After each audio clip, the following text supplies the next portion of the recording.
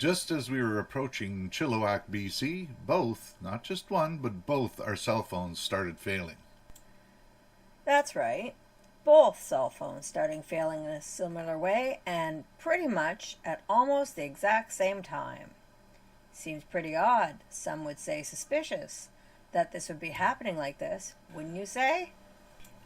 We purchased the phones brand new at the same time a few years ago, so their use has been comparable over that time.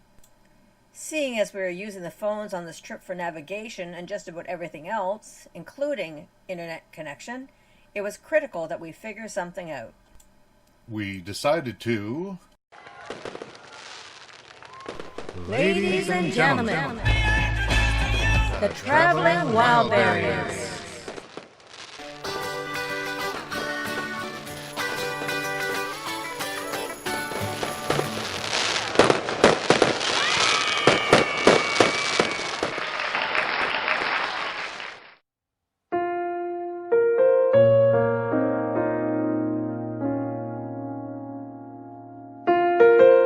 Stop at a mall in Chilliwack where we opted for the second-hand batteries from a cell phone jockey in the mall as a temporary fix.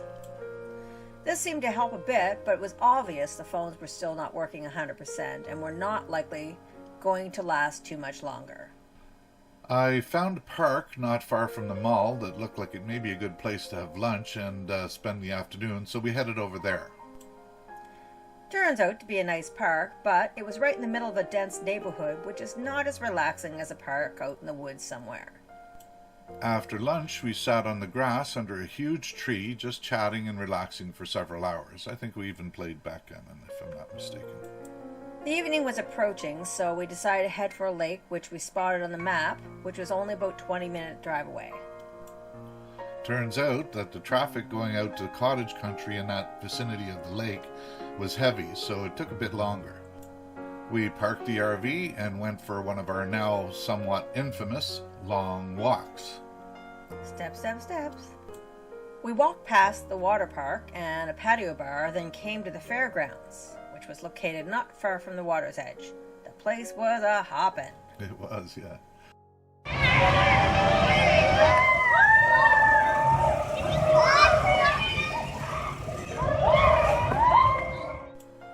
When we got back to the RV, I flew the drone in an adjacent dog park area.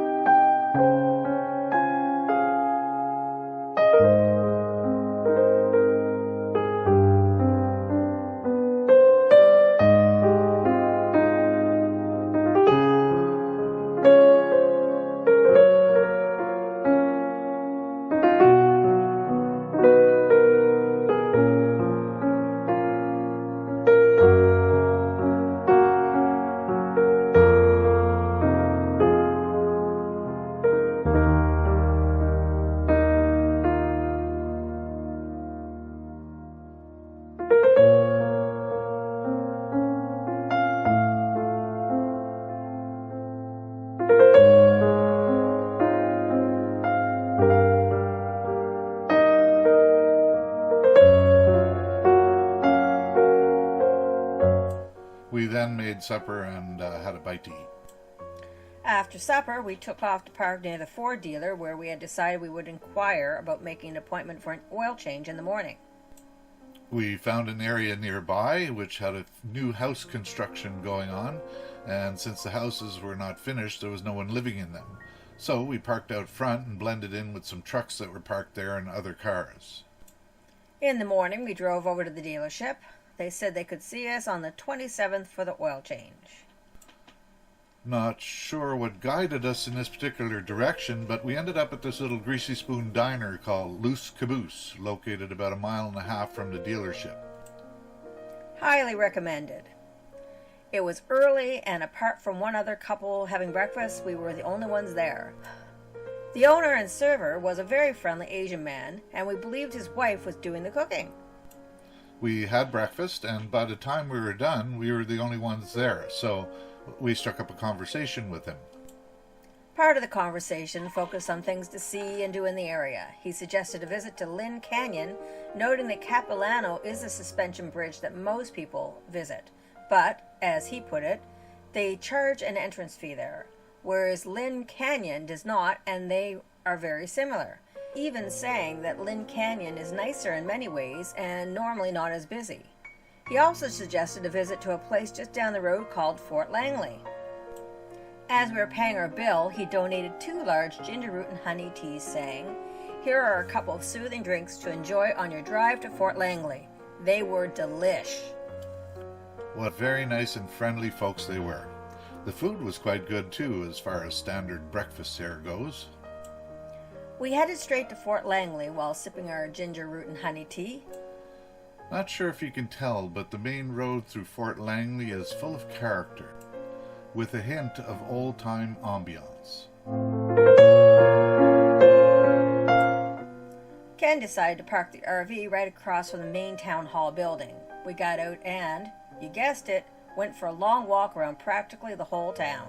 Step, step, steps.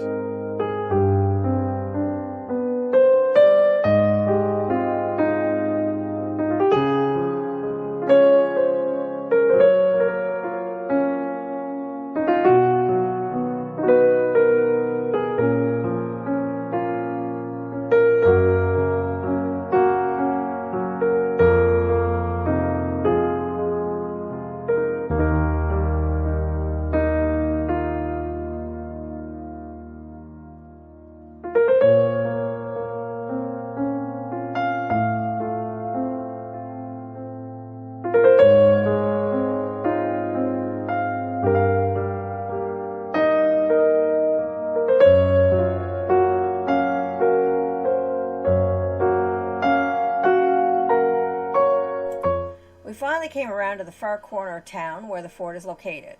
It is across from a local museum which seemed nice, so we toured that first before heading over to the fort.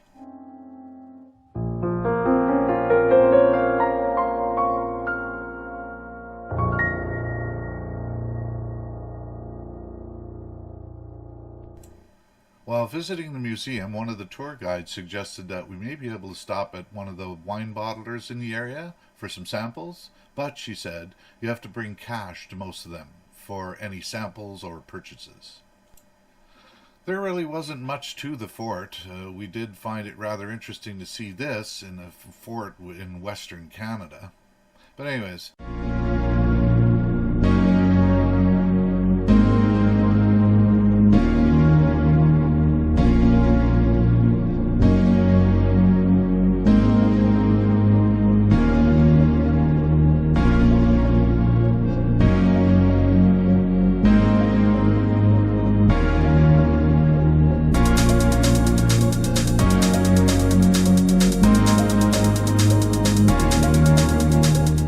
tour of the fort, we walked past this picturesque glimpse of the mountains in the distance past the train tracks as we headed back to the RV.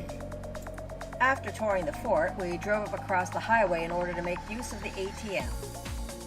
As Kat was getting some money from the machine, I drove across the road to the other bank to park in their lot, as it was much bigger and a lot easier to maneuver in. This was when I noticed this fella. I wasn't sure what to make of it, but I thought it might be a good idea to check if he was sleeping or... So I got out of the van, cautiously moved over to see if he was moving or breathing. He was, so I got back in the van just as Kathy was coming towards me. I decided I would check the footage later and show it to Kat. Even though it was kind of late, we decided to take the hour drive into... You'll have to come back and check the next video for that. Ciao for now.